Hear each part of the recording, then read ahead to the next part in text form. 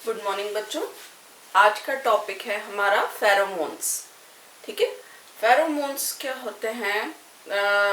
इसका जैसे मैंने पहले भी एक सबसे अच्छा एग्जांपल बताया हुआ था कि अगर हम देखते हैं, अगर कहीं पर कुछ शक्कर के दाने पड़े हैं, ठीक है, कहीं पर गिर गए, अब वहाँ पर कुछ दो एक चींटियाँ आ गई। थोड़ी देर में हम देखते हैं कि वहाँ पर एकदम चींटियों की बहुत लंबी लाइन लग जाती है। तो ये चीज कैसे होती है कि कहीं पर बीच में, कहीं कमरे में या कहीं बहुत दूर जहाँ कोई चींटियों का पता नहीं है, वहां एक आध ने आके, तो वो कैसे उन्होंने दूसरी चींटियों को बताया? तो ये जो कम्युनिकेशन होता है ये एक केमिकल के थ्रू होता है, और ये जो केमिकल है ये क्या कहलाते हैं? फेरोमोन्स। ठीक है, तो हमारा जो आज का टॉपिक है वो है फेरोमोन्स। ठीक है, और ये फेरोमोन्स जो रहेंगे ये क्या है? रासायनिक पदार्थ है जो जंतु स्त्रावित करते हैं, chemical substances which secretes from animal. ठीक है, और ये जो सब्सटेंसेस होंगे ये किस लिए होते हैं? कम्युनिकेशन के लिए या संचार के लिए। एक एनिमल अपने ही स्पीशीज के या अपनी ही जाति के दूसरे मेंबर्स को कोई मैसेज देने के लिए या किसी को अट्रैक्ट करने के लिए, वो एक ही स्पीशीज के जो मेंबर्स में कम्युनिकेशन के लिए केमिकल सब्सटेंस होता है, वो फेरोमोन्स है। ठीक है, तो ये जो फेरोमोन्स हैं कोऑर्डिनेट करते हैं, मतलब समन्वय करते हैं एक ही स्पीशीज के मेंबर्स के बीच में, क्योंकि वो बात तो कर नहीं सकते। जब बात नहीं कर सकते, मतलब जैसे मैंने बताया, इनमें क्या होगा? एक रासायनिक पदार्थ होगा। ठीक है, तो ये जो केमिकल्स होते हैं, जैसे हम इसका एग्जाम्पल, कुछ एग्जाम्पल्स हैं, जैसे कि हम कहेंगे अगर हम नदी के किनारे मान लो जा रहे हैं और वहां पर अगर पैर से कोई स्नेल, जो हम कहते हैं ना, घोंगा, घोंगा जो होता है स्नेल, अगर वो कोई दब के मर जाए तो वो क्या करेगा? ऐसे केमिकल्स या हम कह सकते हैं फेरोमोन सिक्रीट करता है जो बाकी के स्नेल्स को अलर्ट कर देते हैं कि वो और नीचे पानी में चले जाएं, नहीं तो वो भी मर सकते हैं। ठीक है, तो क्या हुआ? उन्होंने मरते मरते भी दूसरे फेरोमोन ऐसा सब्सटेंसेस निकाले जो बाकी को अलर्ट कर गए। ठीक है, तो ये इस तरीके से कुछ इसमें फेरोमोन्स का हम कह सकते हैं, या जैसे हनी बीज में हो रहा होता है। ठीक है, तो क्या होता है कि हनी बीज जो होती हैं, अगर किसी आदमी को मधुमक्खी ने काटा तो वो क्या करता है? मान लो उसने उसको मार दिया मधुमक्खी को, तो वो मरते मरते एक ऐसा फेरोमोन सिक्रीट कर देती है कि बाकी की मधुमक्खियां उसके ऊपर अटैक करने आ जाती हैं। वो मैसेज, वो जो फेरोमोन था, रासायनिक पदार्थ था, हवा के द्वारा वहां तक दूसरी मधुमक्खियों तक पहुंचा और उन्होंने उन पर अटैक कर दिया। ठीक है, तो ये जो इस तरीके से क्या होते हैं? फेरोमोन्स काम करते हैं। ये एक रासायनिक पदार्थ। अब अगर ये टेरेस्ट्रियल एनिमल्स हैं या जल स्थल पर रहने वाले अगर जंतु हैं, उनमें अगर फेरोमोन्स है तो वो किसके द्वारा एक से दूसरी जगह जाएगा? हवा के द्वारा। ठीक है, और अगर पानी में है, पानी के जो एनिमल्स हैं और उनमें फेरोमोन सिक्रीट हो रहा है, तो वो किसके द्वारा जाएगा? पानी के द्वारा। ठीक है, तो एक जो एयर होता है टेरेस्ट्रियल एनिमल्स के लिए, एयर एक बहुत बड़ा एक कैरियर होता है जिससे कि फेरोमोन्स हवा के द्वारा इधर से कहीं अपना काम करते हैं। ठीक है, तो ये जो फेरोमोन्स हैं इनका अगर हम कंट्रोल देखेंगे, ये देखो, कंट्रोल ऑफ फेरोमोन सिक्रीशन, कि फेरोमोन का सिक्रीशन कंट्रोल कौन करता है? क्योंकि हर चीज क्या होगी, जनरली हम कहते हैं कि डिपेंड करता है कि उस चीज को कंट्रोल कौन कर रहा है। तो जैसे बार्थ एक साइंटिस्ट थे, उन्होंने कॉकरोचेस में, ठीक है, और एक मार्टिन साइंटिस्ट थे, बार्थ और मार्टिन, मार्टिन ने गिनी पिग, ठीक है,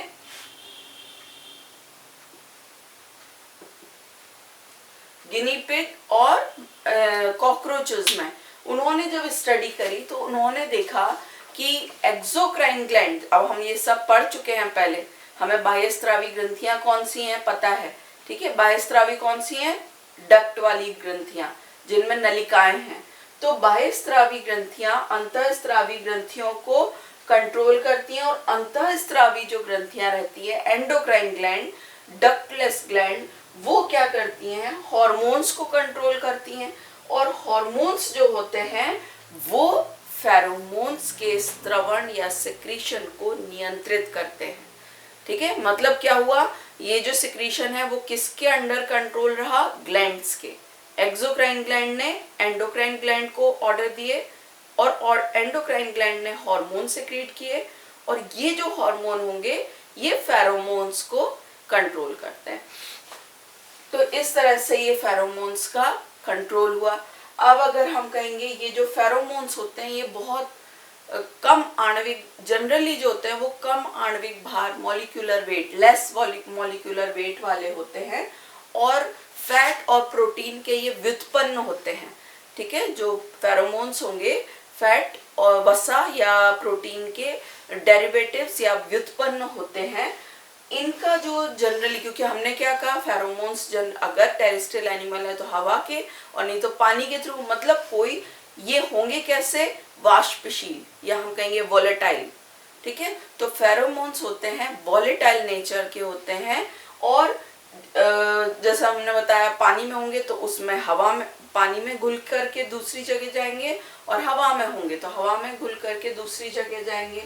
तो इम्पॉर्टेंट इनकी कैरेक्टरिस्टिक है कि फेरोमोन्स क्या होते हैं? वोलेटाइल नेचर के या वाष्पशील नेचर के होते हैं, ठीक है, और उनकी ही कॉलोनी के दूसरे एनिमल तक वो पहुंचता है। इनको अगर हम देखेंगे तो ये इनका कंसंट्रेशन, ये तभी एक से दूसरी जगह जाते हैं जब इनकी सांद्रता ज्यादा होती है, कंसंट्रेशन ज्यादा होता है, और जो दूसरा जंतु है वो पास ही होता है, ठीक है। वो जितना पास होगा उसका इफेक्ट उतना ही फेरोमोन का ज्यादा होगा। तो ये फेरोमोन, आई थिंक तुम लोगों को समझ में आ गया होगा फेरोमोन्स होते क्या हैं, ठीक है।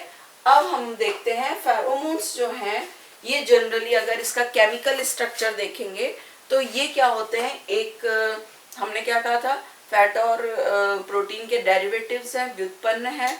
मतलब ये फेरोमोन्स जो होते हैं दो प्रकार के होते हैं, एक होते हैं स्मॉल कार्बन चेन्ड, मतलब छोटी कार्बन श्रृंखला वाले। अब कुछ फेरोमोन जो होते हैं वो क्या करते हैं? दूसरे एनिमल से बचाने के लिए, जैसे अगर उसने अपने अंदर से एक बहुत ही गंदा सा स्मेल निकाली, जैसे मैंने बताया था ना एक बार इसमें स्टार्टिंग में कि जो मेंढक होता है वो एक कैटरपिलर को खाता है, तो वो क्या हुआ, वो कैटरपिलर जैसे ही उसके मेंढक के मुंह में जाती है वो एक स्मेल निकालती है, तो वो क्या करता है, फ्रॉग उसको थूक देता है। तो क्या होगा, अगली बार जब वो दिखेगी तो उसको लगेगा कि नहीं ये खाने की चीज नहीं है। तो ये क्या होते हैं, अपने आप को बचाने के लिए। तो फेरोमोन्स भी दो टाइप के हो गए, एक तो फेरोमोन्स तब सिक्रीट हुए, ये केमिकल पदार्थ तब सिक्रीट हुए, रासायनिक पदार्थ, जब उस जंतु को खुद को बचाना है, ठीक है, तो अपने आप को बचाने के लिए। तो वो ऐसे जो केमिकल सब्सटेंसेस या ऐसे जो फेरोमोन्स होते हैं वो छोटी कार्बन श्रृंखला वाले होते हैं, स्मॉल कार्बन चेन फेरोमोन्स। और ये क्या करते हैं, इनका काम होता है जो संकट आया है कोई या डेंजर कुछ होता है उसके सिग्नल देना, ठीक है। एक जो फेरोमोन्स होते हैं वो बड़ी कार्बन श्रृंखला वाले होते हैं, लार्ज कार्बन चेन्ड फेरोमोन्स, और उनका काम होता है, दूसरा काम सेक्स अट्रैक्ट करने का। मतलब जो अपोजिट सेक्स है, फीमेल्स को अट्रैक्ट करने के लिए फेरोमोन्स होते हैं। तो दो काम हो गए, एक तो खुद को बचाने का और दूसरा सेक्स अट्रैक्टेंट का। तो स्मॉल और लार्ज चेन दो टाइप के फेरोमोन्स हो गए, ठीक है। हम इसके आते हैं, अगर हम इसके मोड ऑफ वर्किंग, मतलब ये काम कैसे करता है, ठीक है। तो इसमें तीन मोड ऑफ वर्किंग, मतलब अब फेरोमोन्स तो हवा में स्रावित कर दिए जंतु ने, एनिमल ने सिक्रीट कर दिए एयर में, ठीक है। अब ये दूसरा एनिमल जो है वो इसको कैसे एक्सेप्ट करेगा, मतलब मोड ऑफ वर्किंग, क्रियाविधि। तो या तो वो उसे सूंघेगा, या वो उसको अंदर निगल के उसमें कोई चेंजेस होंगे, या वो कोई किसी चीज के कांटेक्ट में आएगा, संपर्क उस जो फेरोमोन है उसके संपर्क में आएगा, या उसको अवशोषित या एब्जॉर्ब कर लेगा। ठीक है, जैसे हम ऑल्फैक्शन कहते हैं, अगर कोई, जैसे ये जनरली जो इंसेक्ट होते हैं या इंसेक्ट, या हम कहते हैं मैमल्स में ये जो रहेंगे, ये सूंघने के लिए जनरली सेक्स अट्रैक्टेंट के काम आते हैं। ठीक है, जैसे हम कहते हैं नहीं, जो ये होते हैं डिओड्रेंट्स में क्या होते हैं, इस टाइप के हॉर्मोन्स, यही फेरोमोन्स होते हैं जो दूसरे सेक्स को अट्रैक्ट करते हैं। तो ये मैमल्स में इस टाइप के हुए, इंसेक्ट में भी जनरली यही चीज होती है। तो दूसरा एनिमल उसको सूंघ करके और उसकी तरफ अट्रैक्ट होता है। ठीक है, दूसरा आता है हम इंजेक्शन, अंतर्ग्रहण के द्वारा। जैसे हम कहते हैं हनी बीज में जो क्वीन होती है उसकी मैंडिबुलर ग्लैंड से एक हार्मोन सिक्रीट होता है, उसे अल्फा कीटो डेकोनिक एसिड कहते हैं। अल्फा कीटो डेकोनिक एसिड, ये जो एसिड होता है ये क्या करता है, ये वर्कर के जब वो खाना खिलाता है, तो ये जब रानी को, क्वीन को खाना खिलाता है, तो ये एसिड उसके कांटेक्ट में आता है, वो उसको अपने अंदर ले लेता है वर्कर। और वर्कर क्या होती हैं, हमने क्या बताया था, स्टेराइल फीमेल्स, बंधे मादाएं। तो ये जो क्वीन के मैंडिबल से जो ये एसिड निकला है वो इन वर्कर्स के अंदर जाता है और इनको स्टेराइल बना देता है। ठीक है, बंधे बना देता है। तो ये फीमेल्स होते हुए भी ये इनकी ओवरीज जो है ओवा फॉर्म नहीं करती। ठीक है, तो ये क्या हुआ, उन्होंने जो उनके मैंडिबल का एसिड थे उसको अपने अंदर निगल लिया। तो ये इंजेक्शन से इस तरह काम करता है। ठीक है, फिर हम आते हैं बाय कांटेक्ट और एब्जॉर्प्शन, स्पर्श के द्वारा या अवशोषण के द्वारा। तो जैसे हम इसमें कहते हैं, जो हमें पता है टिड्डी होती हैं, ग्रास हॉपर्स, इनमें क्या होता है, इनके जो लार्वा होते हैं उनको हम क्या कहते हैं, निम्फ। तो जो निम्फ है वो इन लार्वा के निम्फ जो होते हैं लार्वा, इन एडल्ट्स के, अपने एडल्ट्स के फेरोमोन्स के कांटेक्ट में आके एडल्ट में चेंज हो जाते हैं। तो ये क्या हुआ, उनके फेरोमोन्स ने इसको स्टिमुलेट किया। तो इस तरीके से ये क्या होते हैं, ये हॉर्मोन्स, फेरोमोन्स काम करते हैं, सूंघ करके, बाय ऑल्फैक्शन, बाय इंजेक्शन निगल करके, या बाय कांटेक्ट और एब्जॉर्प्शन।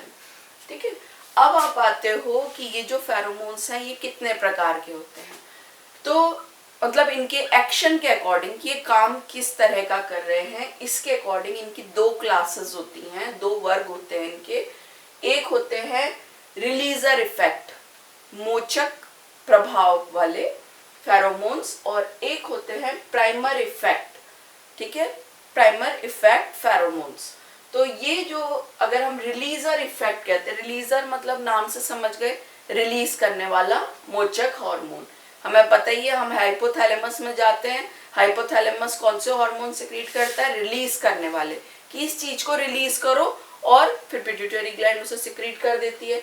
तो सीएनएस ऑफ रिसेप्टर एनिमल, मतलब जो फेरोमोन है वो ग्राही, जो भी ग्राही एनिमल है जो उसे ले रहा है फेरोमोन, जैसे ही उस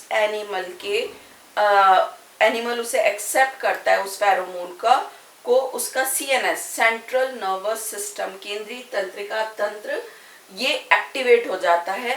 फेरोमोन्स जैसे ही लिया उस एनिमल ने, ग्रहण किया, वैसे ही क्या होगा, फास्ट और रिवर्सिबल चेंजेस होते हैं, बहुत तेजी से और रिवर्सिबल चेंजेस होते हैं बिहेवियर में।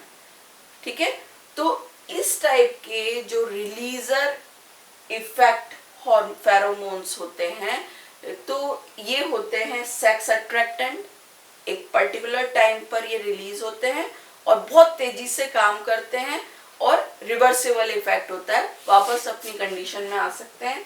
अलार्म फेरोमोन्स, जो किसी दूसरे को सिग्नल, डेंजर का सिग्नल देने के लिए। एग्रेशन, कोई ऐसा फेरोमोन जो एकदम से दूसरे जो जंतु हो उसमें व्यवहार में तेजी से बहुत गुस्सैल या इस टाइप का एग्रेशन ले आए। तो ये sex attractant alarm pheromones, aggression pheromones, ये जो फेरोमोन्स के एग्जाम्पल है, ये किसके एग्जाम्पल है? रिलीजर इफेक्ट फेरोमोन्स के, ठीक है, जिसमें सीएनएस जो सेंट्रल नर्वस सिस्टम होता है रिसेप्टर एनिमल का, वो एक्टिवेट होके और बिहेवियर में तेजी से एकदम से कोई तेज इफेक्ट करता है। प्राइमर इफेक्ट जो फेरोमोन्स होता है वो भी क्या होगा, उसको लेगा तो जो एक एनिमल को तो पहले उस फेरोमोन को लेना ही पड़ेगा, ठीक है, मतलब ग्रहण करने वाला जो एनिमल है उसका सीएनएस वो इफेक्ट हुआ।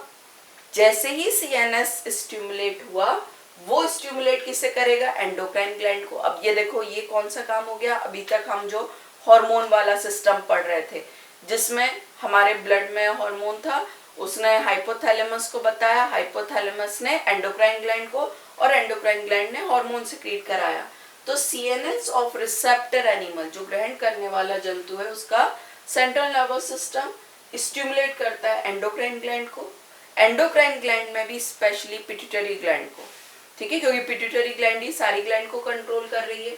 और इससे जैसे ही ये ग्लैंड स्टिमुलेट हुई, ये एक शरीर क्रियात्मक अभिक्रियाओं की एक चेन शुरू कर देती है, एक चेन ऑफ फिजियोलॉजिकल एक्टिविटीज, मतलब बॉडी में चेंजेस होने लग जाते हैं, क्रियात्मक चेंजेस, और ये चेंजेस जो रहते हैं ये बहुत स्लो रहते हैं, ठीक है, मतलब ये जो फेरोमोन्स हैं, प्राइमर इफेक्ट फेरोमोन्स, इनका जो फंक्शन है वो स्लो है, और रिलीजर इफेक्ट फेरोमोन्स का फंक्शन फास्ट है और रिवर्सिबल है। ये इरिवर्सिबल हो गया, ठीक है, स्लो चेंजेस इन बिहेवियर, और बिहेवियर में धीरे धीरे चेंजेस आते हैं, एकदम से चेंजेस नहीं आते, ठीक है। तो ये इस तरह से रिलीजर इफेक्ट फेरोमोन और प्राइमर इफेक्ट फेरोमोन। एक होता है, एक और नया फेरोमोन का टाइप निकला है, इम्प्रिंटिंग फेरोमोन। इम्प्रिंटिंग मतलब छाप। तो ये कब एक्टिव होता है? During developing stages of animal, जब जंतु का डेवलपमेंट चल रहा होता है उस समय, और उसी के कारण इसी इम्प्रिंटिंग फेरोमोन, इम्प्रिंटिंग मतलब जैसा पेरेंट वैसे बच्चे, तो वो क्या होगा, धीमे धीमे वो जो यंग है वो एडल्ट में परमानेंट चेंजेस आते हैं इसी के कारण, ठीक है। तो ये इस तरह से टाइप्स ऑफ फेरोमोन्स, इनके हमें टाइप्स पढ़ने हैं। और अगर हम इसके कुछ एग्जाम्पल देखें तो जैसे एग्जाम्पल इसमें एक ट्रेल फेरोमोन होते हैं। ट्रेल फेरोमोन मतलब लाइन बनाने वाले, इसको हम हिंदी में लिंग आकर्षक या सेक्स अट्रैक्टेंट कह सकते हैं, ठीक है।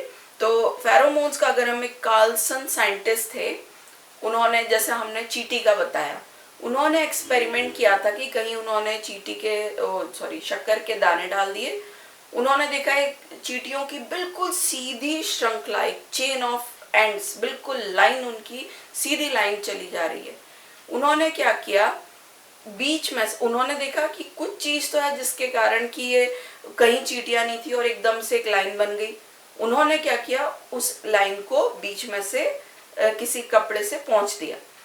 अब क्या हुआ, वो जो फेरोमोन्स थे, आगे वाली चींटी छोड़ रही थी पीछे वाली के लिए, पीछे वाली छोड़ रही थी अपने पीछे वाली के लिए, तो क्या हुआ, वो जो फेरोमोन की लाइन थी वो गायब हो गई। तो जो अब पीछे वाली चींटियां आ रही थी, उन्हें कोई लाइन मिली नहीं, तो उन्होंने थोड़ी देर तो इधर उधर वो आगे बढ़ती रही, धीमे धीमे इधर उधर, वो उस सीधी लाइन में नहीं गई, उन्होंने आगे बढ़ती गई। जैसे ही उन्हें वो ट्रेल, जो टूटी हुई श्रृंखला थी, आगे मिल गई, वैसे ही वो वापस सीधे लाइन में चल दी। तो उन्होंने ये इसको हम कह सकते हैं ट्रेल मतलब लाइन। एक जैसे अगर कोई पॉकेट में छेद कर दें, उसमें कुछ भरा हुआ है, तो एक वो रिश्ता हुआ चला जाएगा, तो इसे ट्रेल, जो लाइन जा रही है वो पीछे जो रह जाएगी, लाइन रह जाएगी, वो ट्रेल कहलाती है।